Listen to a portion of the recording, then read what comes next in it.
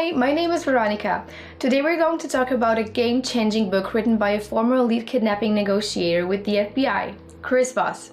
I'll break down the ultimate negotiation tactics that are helpful in your business and personal life. So let's get started.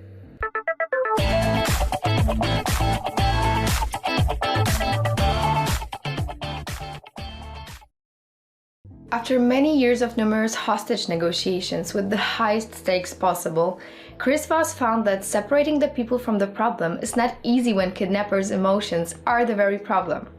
So he established simple and effective behavior patterns that help you execute your negotiation. Okay, so what exactly can you say and do to make sure you don't have to study it? Here are the lessons and tips that are truly easy to understand and simple to execute. Tactical empathy. It all starts with the universally applicable premise that people want to be understood and accepted. Listening and trying to understand your counterpart's position is the most effective way to execute it. You need to learn to listen. We all feel more keen on cooperating when we feel heard. And when you listen to your counterpart and empathize with their situation, eventually you get them to empathize with your situation as well. Whether you are an FBI hostage negotiator, or a businessman working on a new contract, or a candidate applying for a new position, this is the fundamental lesson to learn when negotiating. Empathy is a give-and-take ability to understand someone's feelings and thoughts on a specific situation from their own perspective rather than yours. The point is not to show that you agree with them, but that you empathize with them by putting effort in listening to their point of view. Generally, when you let someone speak and open up, you will have the chance to seek their concerns and the real underlying cause of their actions. The result is that you will gather critical information that will help you lead negotiations, and they will feel heard and thus less defensive when approaching you. Is now a bad time to talk? Is this a ridiculous idea? Picture this. You're at work and you have to make numerous decisions that day. And the last thing you want to do is to hear about yet another problem that needs a solution ASAP. Imagine that your subordinate, a member of the team you lead, approaches you to talk about getting a salary raise, but you're already fed up with talking to him the moment he comes your way. Hi, do you have a moment to talk? Nah, sorry, I'm quite busy this week working on the X project. Let's catch up next week. This is probably what you'd say if you heard a typical request of asking for a spare moment of your time. Moreover, it would be a perfectly normal approach to the issue, because people can make only so many decisions in a day without getting frustrated and taking it out on others. Such a way of asking a question is implying that the person who asks has something serious to discuss, which can not only be time-consuming and take far longer than a moment, but also comes across as imposing or demanding in terms of one's resources and emotional dedication. Someone who just got such a question may think and speak their mind. No, I don't even have a second to talk about it. Now, imagine that the subordinate asks instead, Hi, is this a bad time to talk? You probably would answer something like, No, it's not bad at all. Shoot, what's on your mind? When we approach someone by already using this trick of undermining their position by making them feel obligated to explain themselves, right there we're ahead of them. Simply because we put them in the position of someone who can either engage to find a solution or engage to get their way out of this. Either way, they'd have to explain themselves to us, not the other way around. Asking a question in an unobvious way and seemingly putting the pressure of an affirmative answer on the counterpart breaks the typical pattern of communication in such situations and intimidates them enough to care to listen to what you have to say. What Chris Voss means is that we are so overwhelmed with the time pressure, schedules, deadlines, plus all kinds of personal stuff on a daily basis that we think of the easiest ways to cut it out.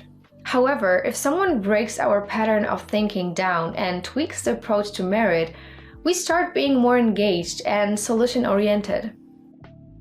Mirroring. Imitate your opponent to make him stop.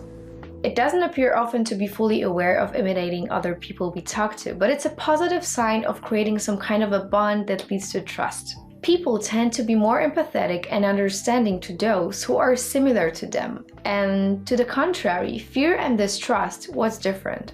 Although mirroring is most commonly associated with behavioral patterns, used on an interpersonal level in terms of gestures, body language, and voice modulations, it is also a great technique to mirror verbal communication, specifically words.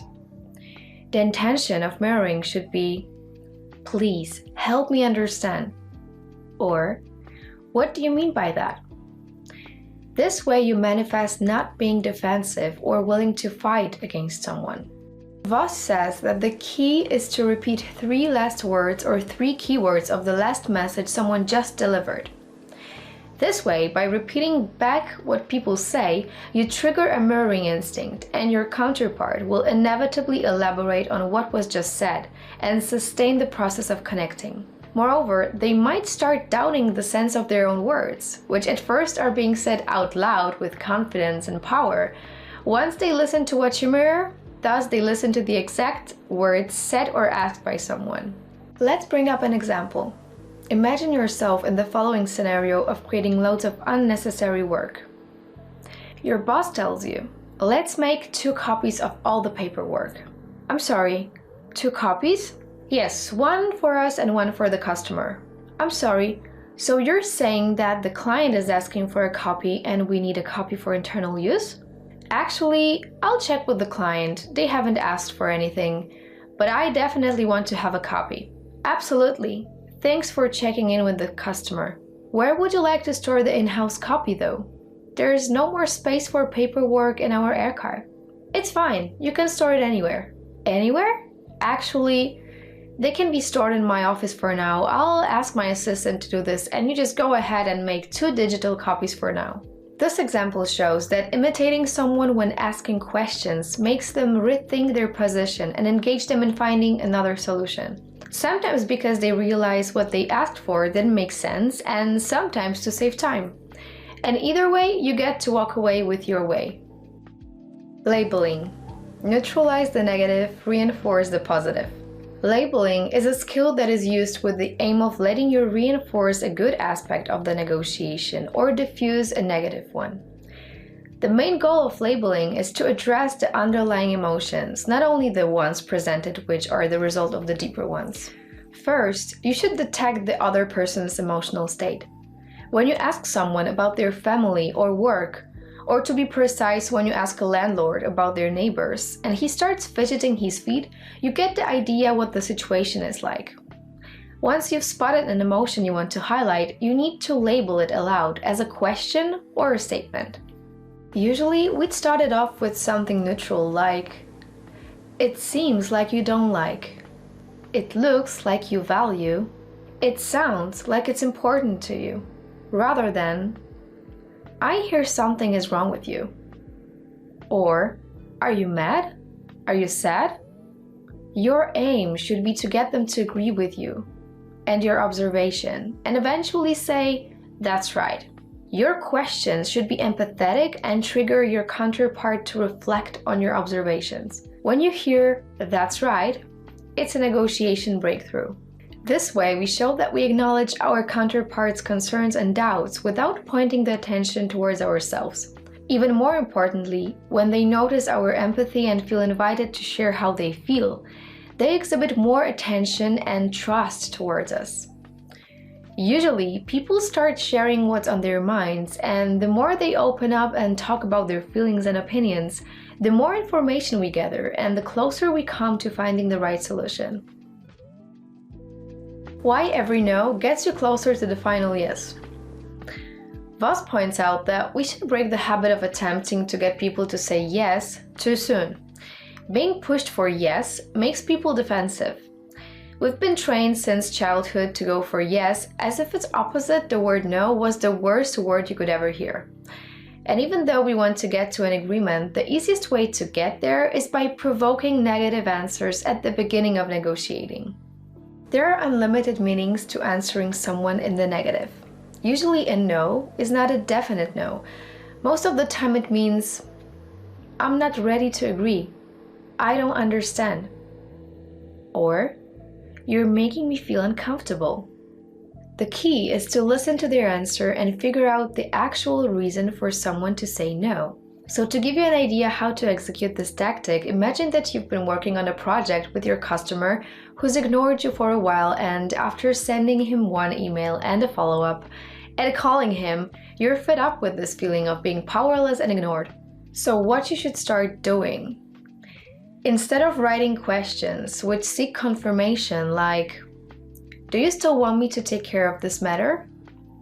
Or, could you give me a call so we can talk it through? Ask him. Have you given up on this project? Or, did you lose interest in moving forward with this project? You obviously seek for a no. And as you can see clearly now, such a no is the right response for you to move forward with the communication and get what you need. So the possible answer would be, no, of course not. Sorry for not getting back to you. We've been swamped with work lately. Let's meet up next week, anytime it fits you. Chris Voss proves with multiple first-hand examples that though such approach appears to be harsh, it's effective and it works every time. The mechanism of asking such questions is simple. You provoke your counterpart to feel as if it was their responsibility for this project being neglected, and as a result not moving forward. Moreover, since you bring up the negative matter within your question, even if it's correct, they will put effort to avoid losing face in front of you. And this leads them to show their dedication and engagement even more from now on. Create an illusion of control and guarantee execution. People love to be in charge and feel as if they were calling the shots all the time, especially when negotiating a deal. They just love to be in control. Unfortunately, sometimes showing too much force can come across as being dictatorial and confronting, which can cause aggressive confrontation with your counterpart. And forcing your opponent to admit you're right is a dead end and will likely lead to breaking off the negotiation forever. Sometimes the solution to getting your way means not showing power and force at all. Moreover, the most effective tactic you could use is creating an illusion of control for your counterpart. By calibrating the right questions and leading the discussion in a more confused and clumsy tone, you are going to make the other side feel as if they were the ones coming up with the ideas. To be precise, Chris Voss says it's not a good idea to start your questions with why, because it almost always sounds like an implied accusation. The other rule of thumb is to avoid questions answered with a short yes, because they don't require much thought. Instead, ask questions starting with what and how. Show your counterpart you genuinely seek a convenient solution to the issue you both are facing, so they're encouraged to put effort and spend their energy on devising it for you. Ask questions so the other side realize there are some implementation issues they need to clarify. For example, how am I supposed to do that? How can we solve this issue? What can I do to make it better for us? Or, what are we trying to accomplish here? As you can sense, in this very polite yet firm way, you're creating an illusion of control for the other party. They perceive your questions as you searching for a solution and asking for their help. The reality is that you're discreetly pushing them towards increasing their commitment to the matter. So eventually, they want to find the right solution for both of you. Identify and utilize the unknown unknowns, the black swans. The concept of a black swan is a game changer within the negotiation process because even though we might be overly prepared for numerous scenarios, circumstances, and events that may or may not take place, there is always a possibility of something happening out of the blue, something that we haven't even considered possible. This concept teaches negotiators to predict the unpredictable. Black swans don't have to be some secret and guided pieces of information. On the contrary, they can be easily accessible but yet crucial to the trajectory of negotiation. A black swan is considered to be a leverage multiplier. Knowing the big picture and the background story of your counterpart means you can inflict loss and withhold gain. Knowing what your counterpart wants to gain and what they fear losing hands you the key to building the right leverage. To get leverage working for you, you need to persuade your counterpart that they have something real to lose if the deal falls through. There are three types of leverage. Positive, which is the ability to give someone what they want. Negative, the ability to hurt someone. And normative, using your counterpart's norms to bring them around. This is why it's invaluable to know your counterpart's black swans. You can find them in someone's past, present, environment, traditions, or even religion. The point is to find them before the other party does. And remember, it all starts with the premise that people want to be understood and accepted. Thank you for watching this video. If you enjoyed it, please like and subscribe to our channel and let me know in the comments what kind of books or topics you'd like me to prepare for you. This book is an uplifting and empowering book, stating that the size of your success is limited by the size of your thinking. What I believe is the most essential lesson after reading this book is this: the man who says he can and the man who says he can, they're both right.